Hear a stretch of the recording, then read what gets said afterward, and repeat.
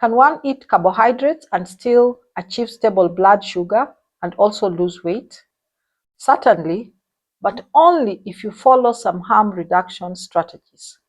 Jesse Inchanspi, commonly known as the Glucose Goddess, has extensively discussed this in her work, The Glucose Revolution. In my health journey, I explored these strategies, adopted some, and they actually helped me to lose weight and beat diabetes. The underlying principle of the glucose revolution is to maintain stable blood sugar. This prevents insulin spikes, therefore it prevents weight gain, and therefore you will lose weight. Sharp glucose spikes result in feeling tired, cravings for sweet food, inflammation, and of course, obesity and eventually diabetes. Let us now listen to the glucose goddess. Yes, if they were trying to lose weight, they can also lose weight really easily because when we study our glucose levels and we stop counting calories, a few key things happen. 1, cravings dissipate. 2, hunger dissipates. And 3, because with fewer glucose spikes, you have less insulin present in your body can burn fat more easily. So even if your objective is fat loss, this is a better approach to start with. Hack number 4, have a savory breakfast. This is probably the most difficult hack for a lot of people, but also the most powerful hack to start with. So the first strategy I adopted was changing from a sweet to a savory breakfast. Savory is spicy, salty, that is food that is not sweet. First to go was my breakfast cereal with milk, to which I used to add a spoon or 2 of sugar. Nowadays, my breakfast is protein-based. You'll find me eating eggs, nuts, beef, even chicken. So this means no cereal, no milk, no fruit juice, or jam on bread or granola for breakfast. You may allow yourself a little starch, such as 1 or 2 slices of bread, or a small portion of sweet potatoes or arrowroots. And have you ever asked yourself what happens when you eat a sweet breakfast? For example, after a sweet breakfast, how do you feel at about 10 to 11 a.m.? You'll actually feel like you're starving and you want another sweet snack, which will set the same cycle in process again. So the second strategy is to never eat sweet food on an empty stomach, and also never snack on sweet food.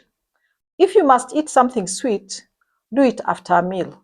Are you familiar with those notorious hotels or restaurants that actually serve you natural or artificial juice for breakfast? That one I stopped drinking, cold turkey. Never drink that juice. If you think this video is useful or you're liking it, please give it a thumbs up and subscribe to the channel, and also share with somebody who may benefit. The third strategy is to eat your food in the correct order. I grew up eating a heavily carbohydrate diet, which was rich in starch, and in this case it would be maize meal or rice with little vegetables and very little protein or meat. First, we'd eat the starch, then the vegetables, and finally the protein, which would be like a treat.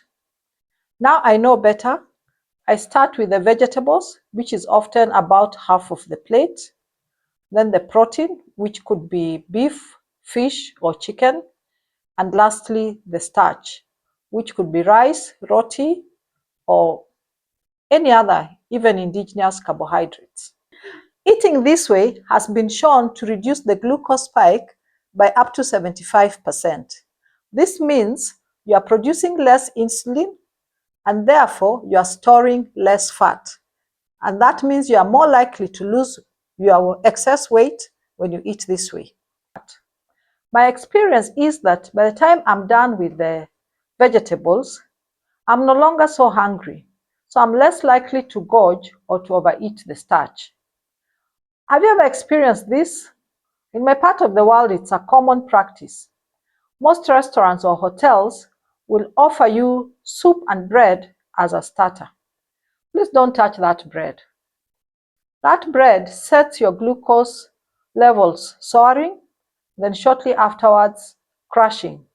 This means you are so hungry in an hour or so, just in time for the sweet dessert. Please ignore that bread and soup. Instead of taking bread and soup, take a veggie starter and let this be substantive, like maybe up to a quarter or a third of your meal. Nowadays, I'm happy to be the only person in a group eating vegetables as a starter.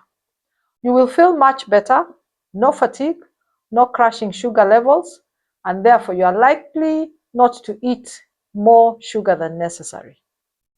The fourth strategy is to pick dessert over a sweet snack.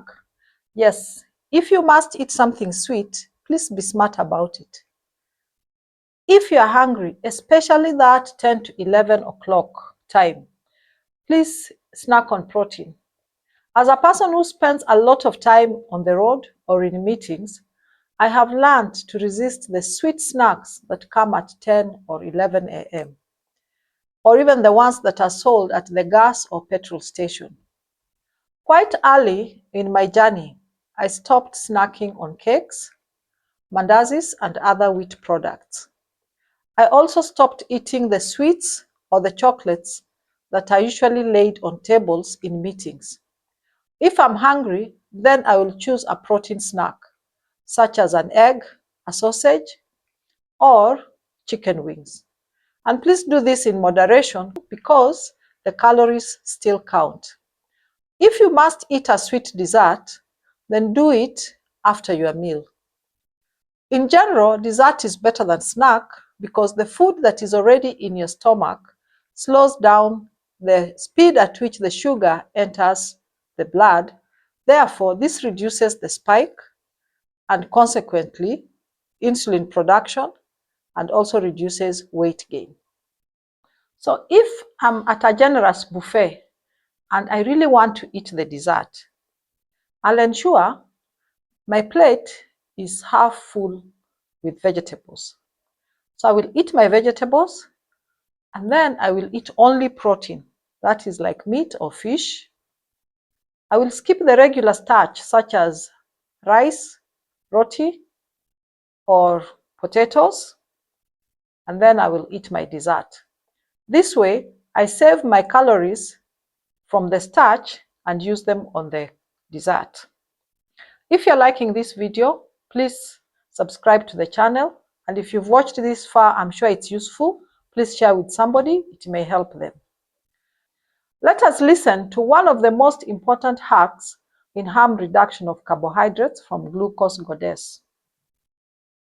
Hack number 10 is put some clothing on your carbs. This is the fifth strategy of harm reduction that I have adopted. That is, do not eat naked carbohydrates. Dress your carbs. Carbs, whether they are white, yellow, red, or brown, they will still make you get a glucose spike. Especially the people of African descent. Our indigenous foods, such as sweet potatoes, arrowroots, and cassava, are very rich in starch or sugar. This explains why many people of African descent have a high incidence of diabetes. So when you eat our African or indigenous foods, eat them in small amounts and remember to clothe them. And clothes can be proteins, fat, or fiber. The clothes slow down the arrival of sugar in the blood, and this will stop you from overeating the carbohydrates. In my video on sample meals, you have seen how I eat small amounts of carbohydrates dressed with a lot of fiber in the form of vegetables and proteins. If you missed the video, please go back and watch it now. I'm exploring more hacks from the Glucosegoddess and I'll be sharing them in a future video. To ensure that you don't miss that video, please subscribe and keep watching my videos.